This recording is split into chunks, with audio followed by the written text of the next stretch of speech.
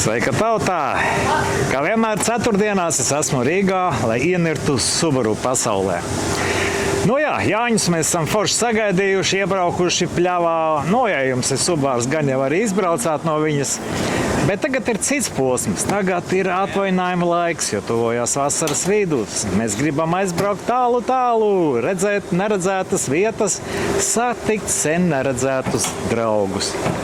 Ainārs jums pa ceļam ir stāstījis, kas ir jāņem vērā, kādi komplektiņi jāvada līdzi, ja jūs dodaties tālā ceļojumā. Viss kārtībā.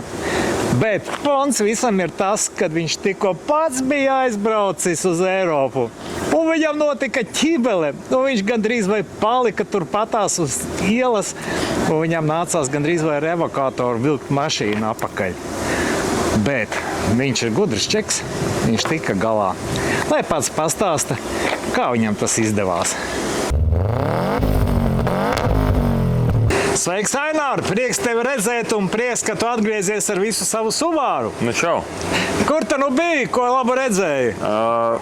Vispār vairākus gadus pēc kārtas daru tā, ka patīk izbraukt ar mašīnu pa Eiropu kaut kādu aplīti.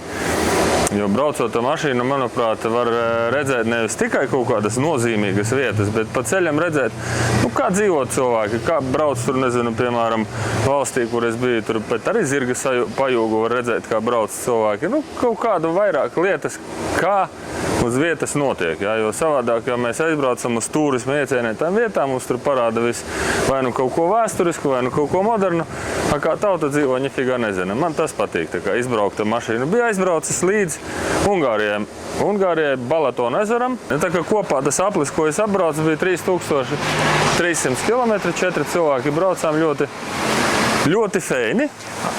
Ar šito pašu tu brauc, ne? Jā, tieši ar šito pašu, jo dīzeļu Subaru, ekonomisks, dinamisks, daudz vietas iekšā, viss ir ļoti labi.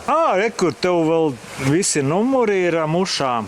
Kas tās par mušām? Šīs mušas, manuprāt, katra runā savā valodā, ja tur varētu ieklausīties pirms nāves minūtes, bet jā, pa ceļam, silts laiks, jā, salasījā. Pa ceļam braucot, bišķiņ iekūlos piedzīvojumos. Tas gan jau bija atpakaļ ceļā.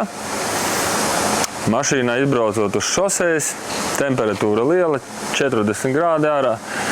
Un pēc burtiski 10 minūtēm, kad es esmu ieminis kārtīgi pedāla grīdā, ir bāziens, un es saprotu, ka mana mašīna knapi brauc.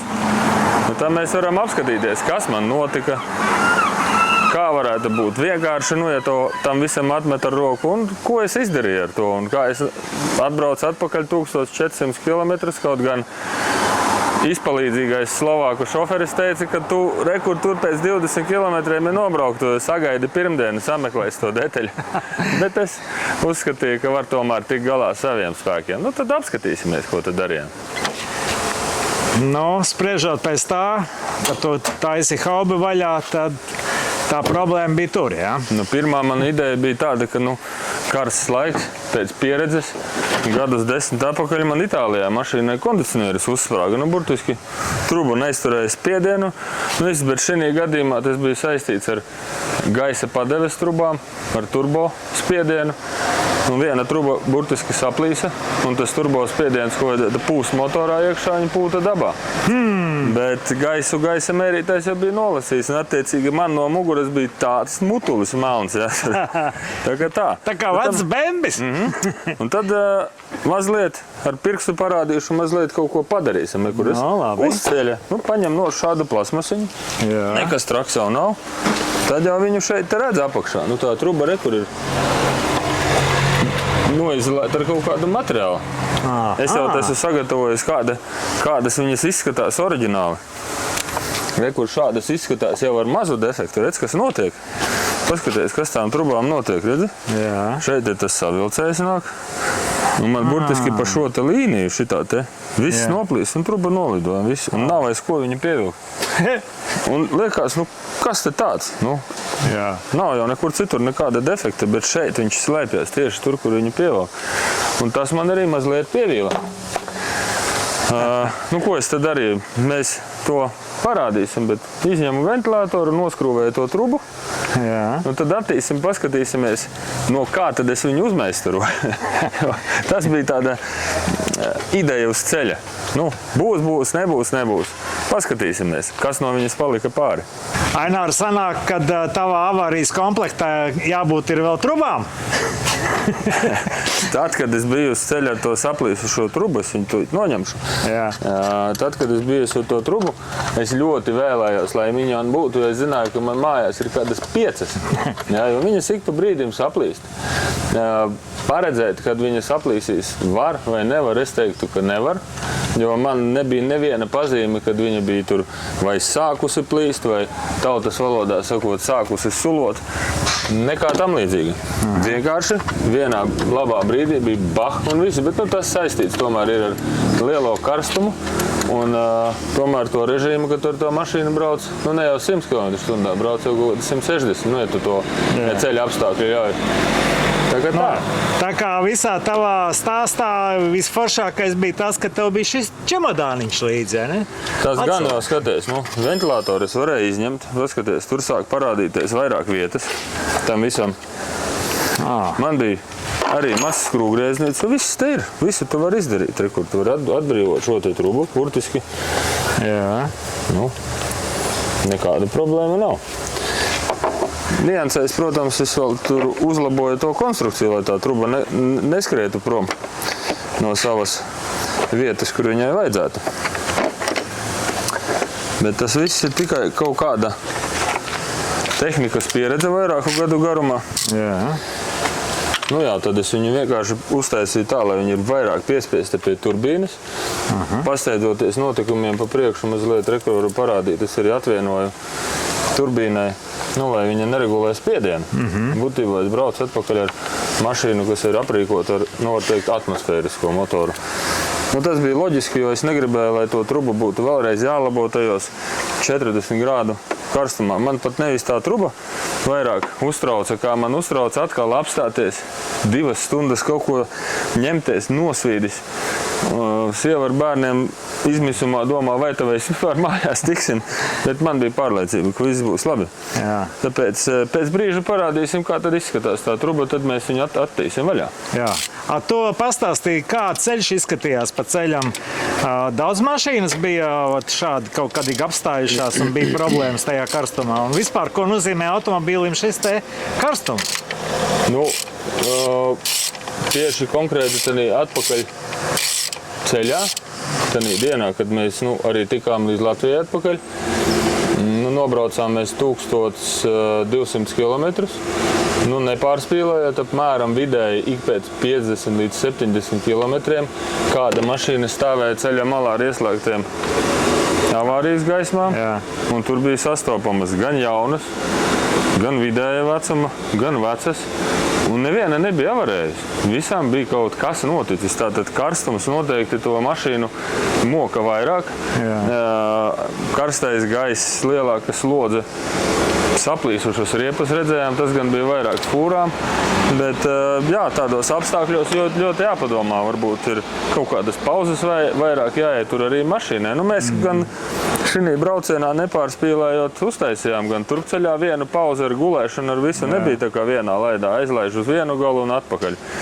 Jo tanī vairs es neredzu baigo kaifu pa nakti braukt, jo gan meža zvēri skraida, gan viss, un arī pašam tomēr nāk bišķiņ miegs.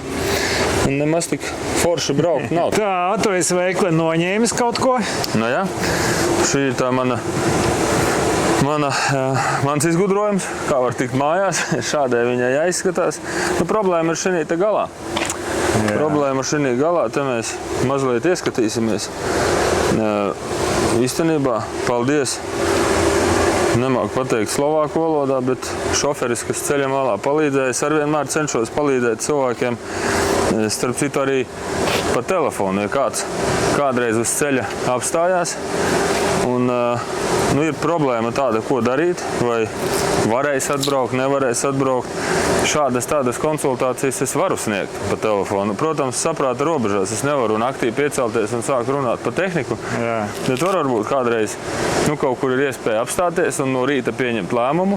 Tad kaut kādu ziņu var iesūtīt vai no WhatsAppā, var uzzvanīt. Jā, un tad šādu talentu iesaku katrai mašīnai turēt. Jā. No pirmā acu uzmetiena tu manā stilā visu remontē. Jā, es ar skoču ar izolētu. Kā tas bija tas labais joks, kad visu var salabot ar skoču, to līmlentu. Ja to nevar salabot ar skoču, vienkārši ir pamazs skoču. Tas ir visu var salabot.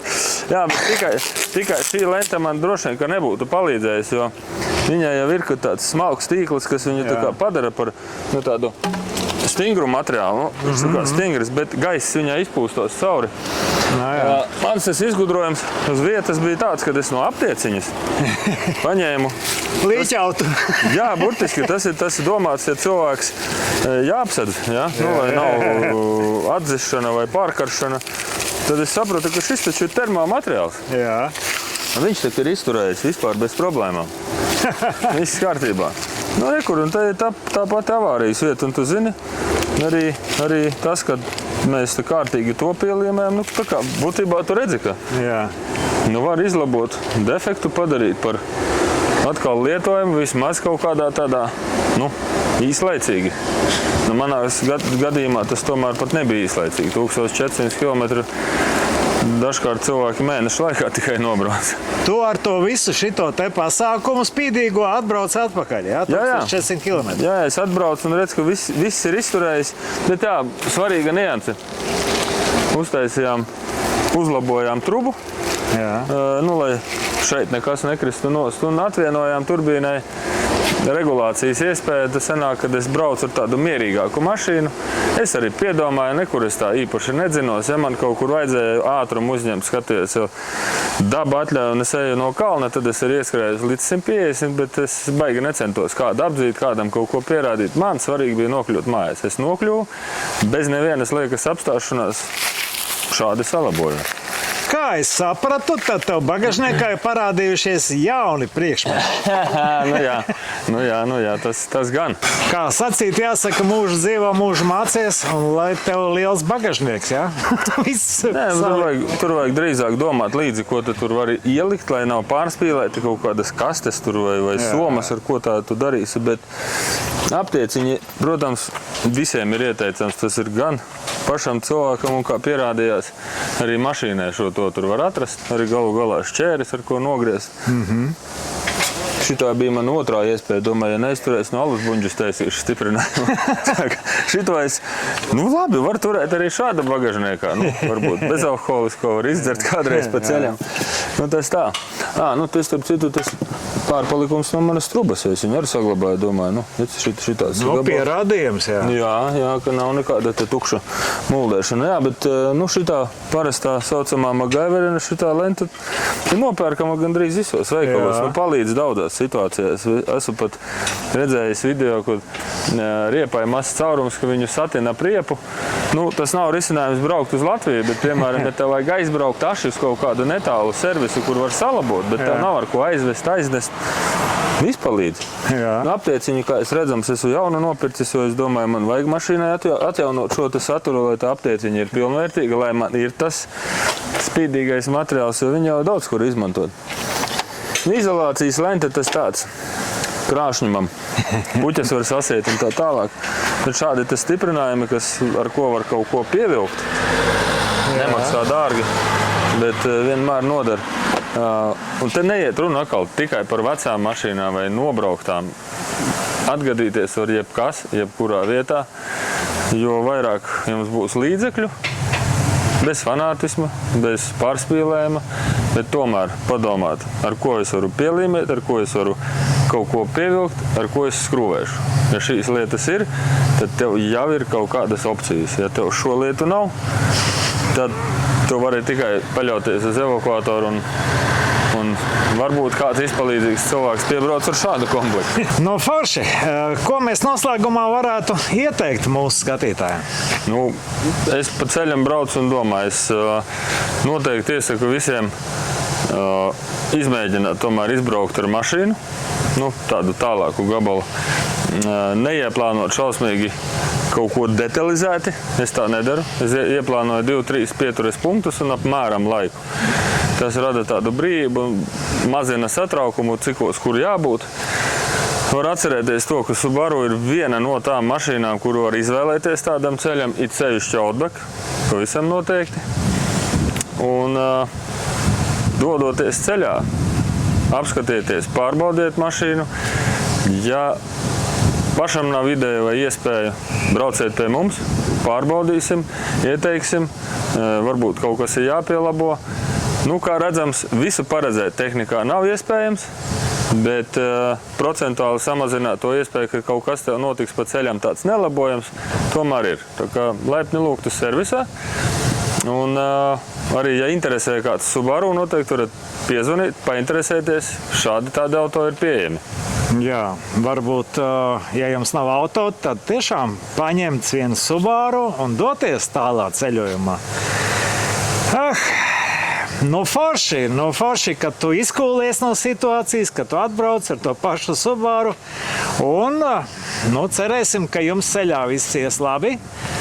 Vēl labāk būs, ja jūs izvēlēties šādu mašīnu ar šādām te zvaigznītēm.